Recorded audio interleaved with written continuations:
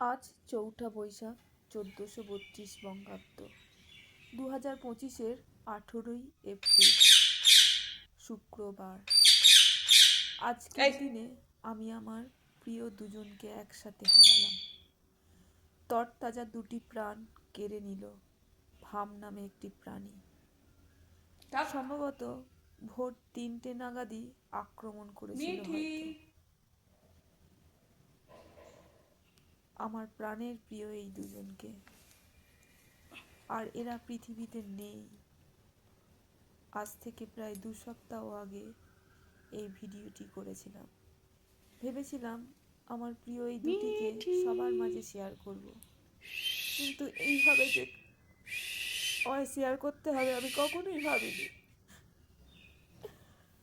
হয়তো অনেক ডেকেছিল আমার মেটিয়া সিটি, ঘরের মধ্যে পাকার আওয়াজে শুনতেই পাইনি।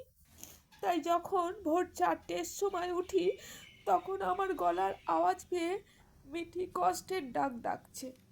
শুনে আমি ছুটতে গিয়ে দেখি ওই ভামটি জানলা দিয়ে বেরিয়ে যাচ্ছে, আর সিটি মারা গেছে। আর মিঠি কষ্ট পাচ্ছে। সিটির একটা পা টেনে ছিঁড়ে দিয়েছে, মনে হয় খেয়েই নিয়েছে। আর মিঠুর দুটো পাই ছিঁড়ে নিয়েছে। জানেন তো, সিটিটা ছিল আমার ভীতু, তাই মনে হয় ও সঙ্গে সঙ্গেই হার্ট ফেল করেছে।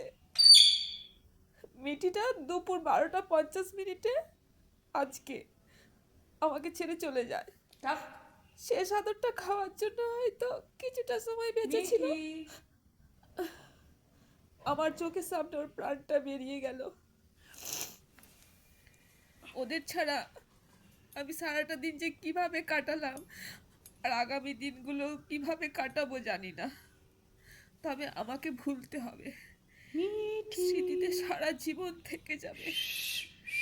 এত কষ্ট যখন তার প্রিয় জিনিসটা হারিয়ে যায়, তখনই বোঝা যায়। যাই হোক, তবুও ভালো থাকতে হবে। আর আপনারাও ভালো থাকবেন, সুস্থ থাকবেন। ভাবলাম দুঃখের কথাটা সবার মাঝে শেয়ার করি, তাই শেয়ার করলাম। কেঁদেও ফেললাম। দয়া করে কিছু ভাববেন না, প্রিয় জিনিস হারিয়ে গেল। শুভরাত্রি।